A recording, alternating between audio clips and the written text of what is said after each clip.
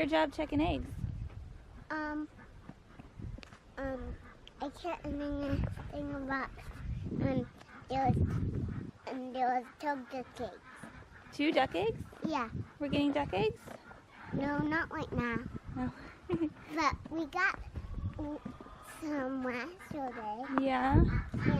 Maybe there'll be one today.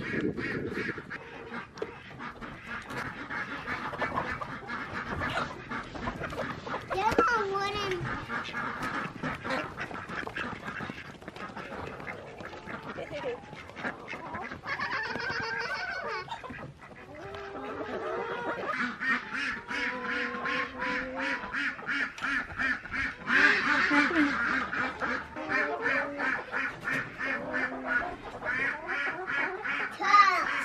Let me see. Double yokel! Yeah? You think Yeah, so? That one, it is pretty big. We'll see. Put them in your pocket. Is this a double yokel? Maybe. Yeah. Can we make these today? We'll see. Daddy wants? We'll see. Because he really likes it. Yeah. Hey, what's that over there? A decade. Who got that?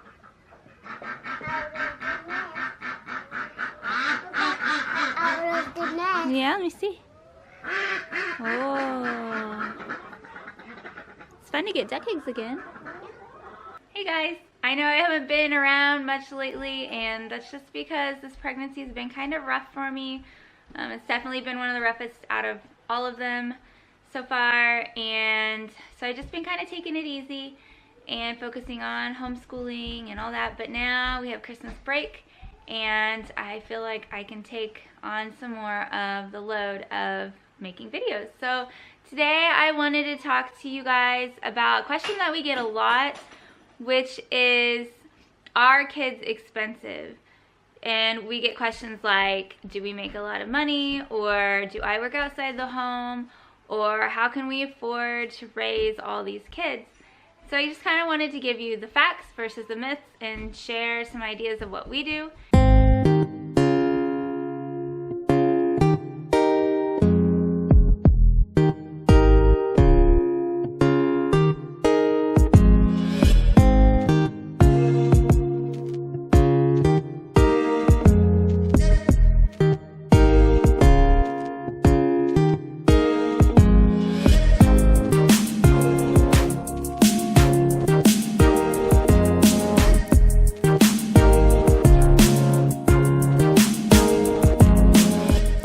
If you're new to our channel, we do have a big family. We have 6 kids currently.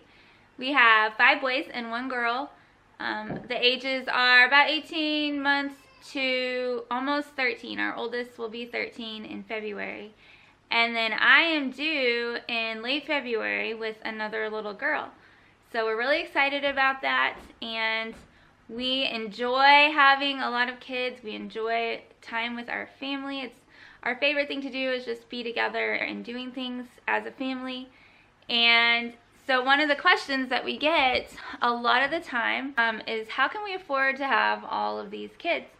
And one of the things that I always tell people is, I don't think kids are expensive. I think parents are expensive, because it is the parents' job to set the budget and make the rules and decide what's best for their family.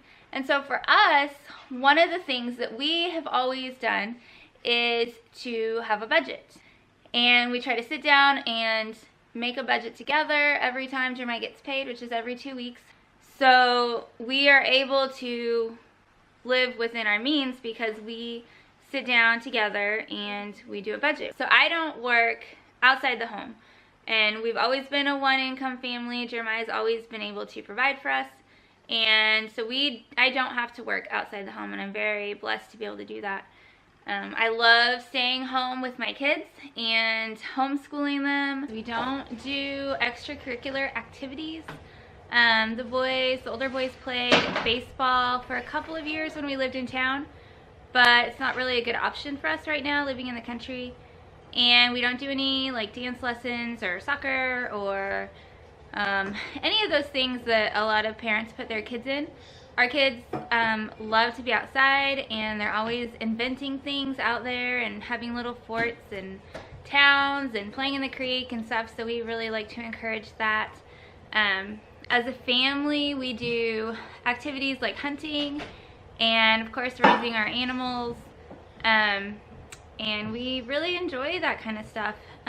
It doesn't cost a lot of money, and it's time well spent with our family.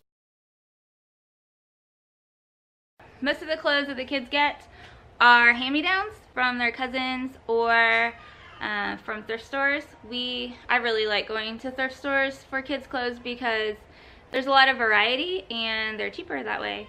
And kids' clothes aren't going to last very long anyway, at least farm kids' clothes aren't. So I don't feel bad about buying clothes that are used. We're able to afford good quality clothing on a budget. Shoes, I have been buying new. They do get shoes for like Christmas and stuff from relatives, and then we have hand-me-downs, but I have been buying some new shoes lately, especially for the older kids, because they do wear those out a lot out here in the country. And this is our system of keeping our kids' clothes in order. Each kid has a basket with their name on it. And this has all their clothes, pajamas, shirts, tops, light jackets, everything. And so each boy has one of these in here.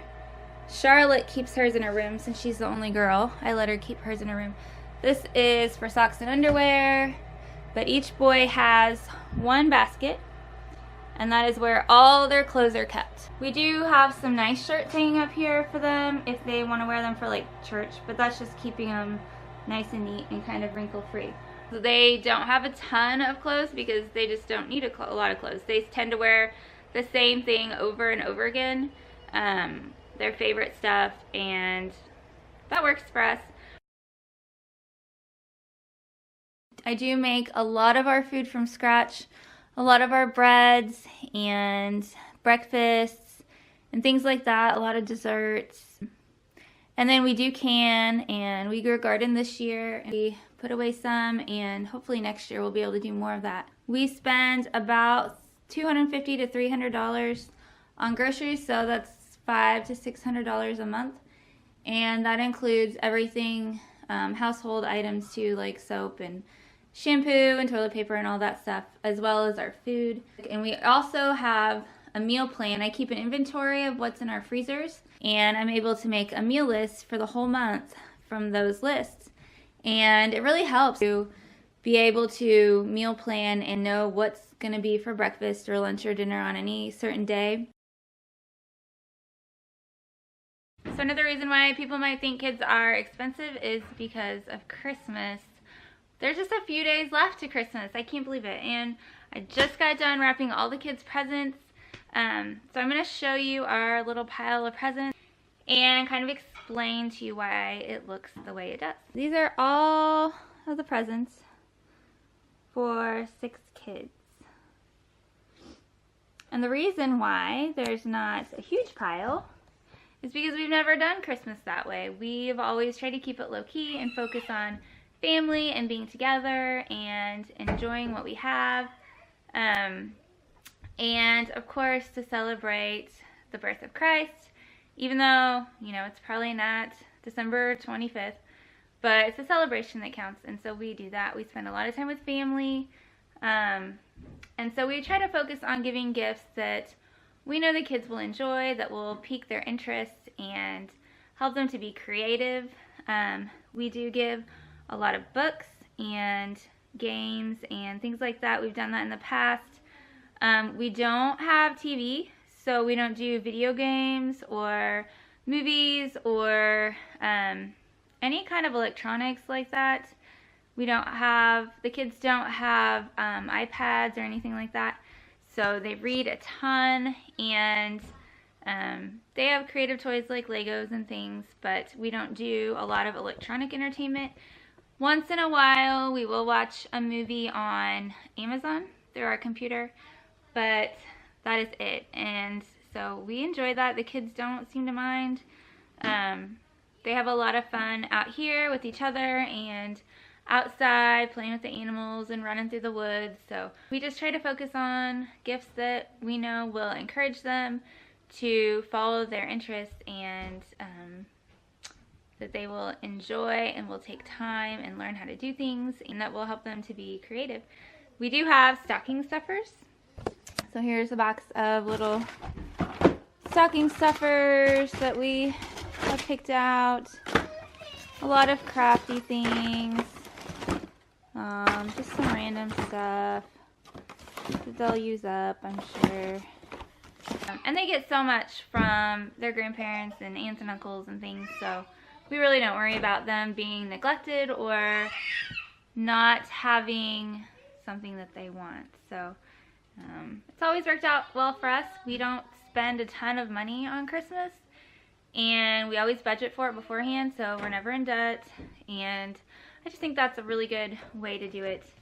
And again, it works for us, so that's a way that we keep costs down also. Let me see. Put them on.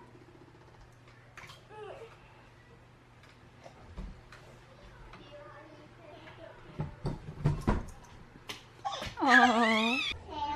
Well, thanks for coming along with us today. I hope you found this video encouraging and enlightening, and that it answered some questions that you might have about our big family and how we afford all these kids. We'll see you next time.